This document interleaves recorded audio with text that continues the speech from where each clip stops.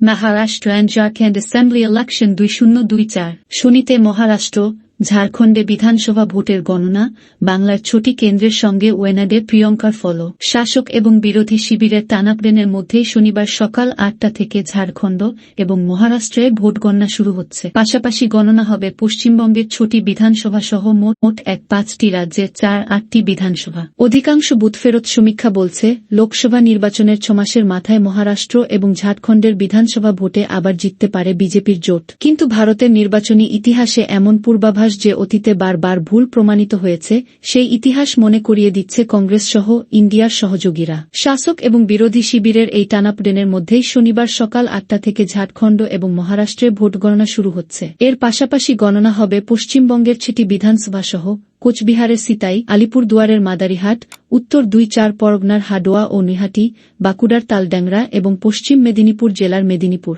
মোট ৫টি রাজ্যের ৮টি বিধানসভা এবং ২টি লোকসভা কেন্দ্রের উপনির্বাচনের। মহারাষ্ট্রের নান্দেড লোকসভার পাশাপাশি সেই তালিকায় রয়েছে কেরলের ওয়েনাড, যেখানে কংগ্রেসের প্রার্থী প্রিয়ঙ্কা বঢরা গান্ধী। বাংলার পাশাপাশি উত্তরপ্রদেশের ৯টি বিধানসভার উপনির্বাচনের ফলও থাকবে রাজনৈতিক মহলের নজরে। দুপুরের মধ্যে ফলাফল স্পষ্ট হয়ে যাবে বলে মনে করছেন রাজনৈতিক পর্যবেক্ষকদের অনেকে। বাংলার পড়শি রাজ্যে মোট ৯০টি আসনের মধ্যে ৩টিতে ভোট হয়েছিল প্রথম দফায় গত ৩ নভেম্বর, বাকি ৮টিতে দ্বিতীয় দফায় ২ নভেম্বর। মহারাষ্ট্রের ২৮ আসনেই ২ নভেম্বর এক দফায় ভোট হয়েছিল। মহারাষ্ট্র দেশের দ্বিতীয় বৃহত্তম রাজ্যে জনসংখ্যার নিরিখে মূল লড়াই বিজেপি শিবসেনা, একনাথ শিন্ডে, এনসিপি, অজিত এর জোট মহাজুটি এবং কংগ্রেস শিবসেনা, ইউবিটি, এনসিপি, শরদ এর মহাবিকাশ আঘাড়ির মধ্যে। সমাজবাদী পার্টি, সিপিএম এবং সিপিআইকে কয়েকটি আসন ছেড়েছে আঘাড়ি। এছাড়া ভোটের ময়দানে রয়েছে রাজ ঠাকরের মহারাষ্ট্র নবনির্মাণ সেনা, এমএনএস, বাবাসাহেব আম্বেদকরের পুত্র তথা প্রাক্তন সাংসদ প্রকাশ আম্বেদকরের বঞ্চিত বহুজন আঘাড়ি ভিবিএ,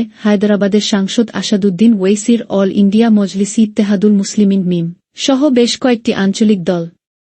কয়েকটি বুথফেরত সমীক্ষার পূর্বাভাস মেনে বিধানসভা ত্রিশঙ্কু হলে, অর্থাৎ ২৮ আসনের মধ্যে কোনো জোটই সংখ্যাগরিষ্ঠতার জাদুসংখ্যা ১-৪-৫ ছুঁতে না পারলে সরকার গঠনের ক্ষেত্রে এই ছোট দলগুলির ভূমিকা গুরুত্বপূর্ণ হতে পারে।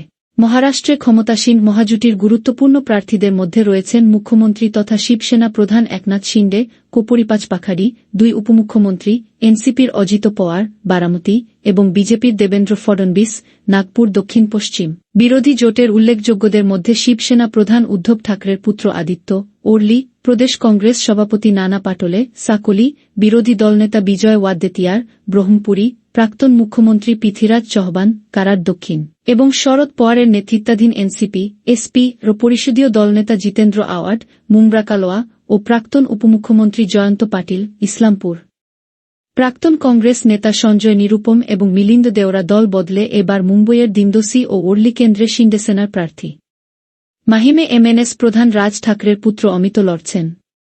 এনসিপি মুম্বইয়ের বান্দ্রা পূর্ব আসনে নিহত বিধায়ক বাবা সিদ্দিকির পুত্র জিশানকে টিকিট দিয়েছে। তাৎপর্যপূর্ণভাবে প্রধানমন্ত্রী নরেন্দ্র মোদী দীর্ঘদিন ধরে খয়রাতির রাজনীতির সমালোচনা করলেও মধ্যপ্রদেশের পরে এবার মহারাষ্ট্রেও সেই পথে হেঁটেছে তার দল।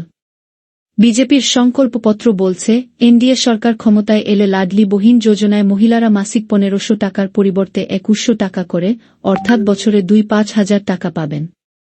পাল্টা বিরোধী শিবির মহিলাদের ৩,০০০ টাকা দেওয়ার প্রতিশ্রুতি দিয়েছে।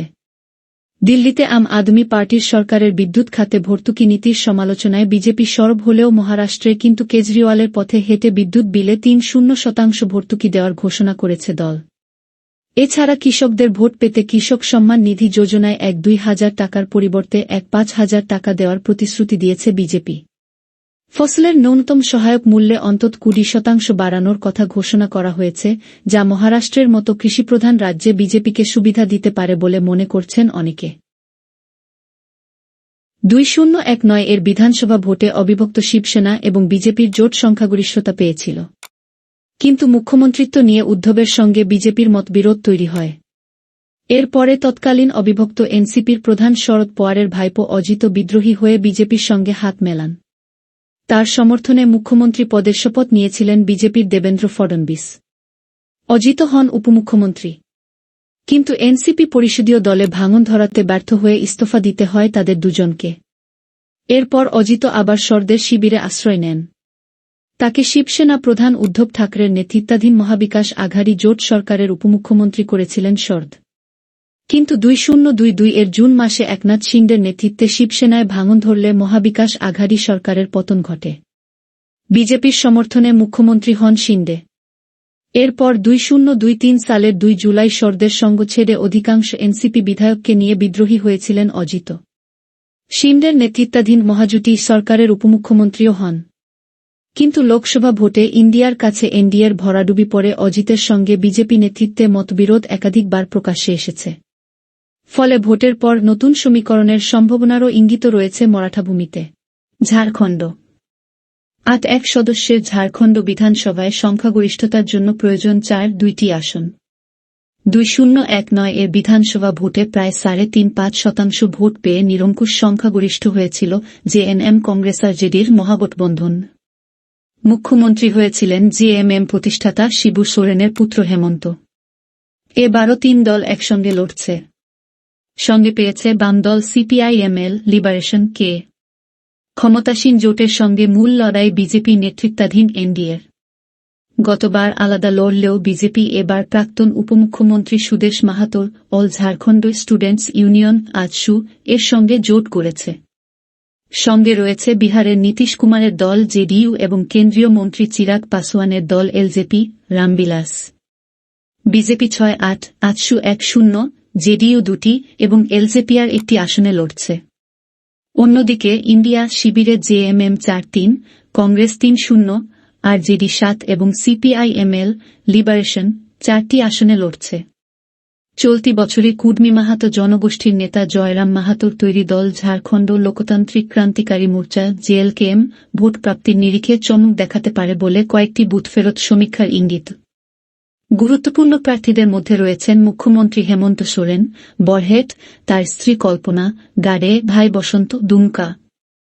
বিজেপির গুরুত্বপূর্ণ প্রার্থীদের মধ্যে রয়েছেন দলের রাজ্য সভাপতি বাবুলাল মরান্ডি, ধনোয়ার এবং প্রাক্তন জেএমএম বিধায়ক তথা হেমন্তের বৌদি সীতা জামতারা, প্রাক্তন মুখ্যমন্ত্রী তথা দলত্যাগী জেএমএম নেতা চম্পি সোরেন, সেরাইকেলা, তার পুত্র বাবুলাল, ঘাটশিলা, 2 প্রাক্তন মুখ্যমন্ত্রী, মধু কোডার স্ত্রী তথা প্রাক্তন সাংসদ গীতা কোডা, জগন্নাথপুর এবং অর্জুন মুন্ডার স্ত্রী মীরা পোটকা।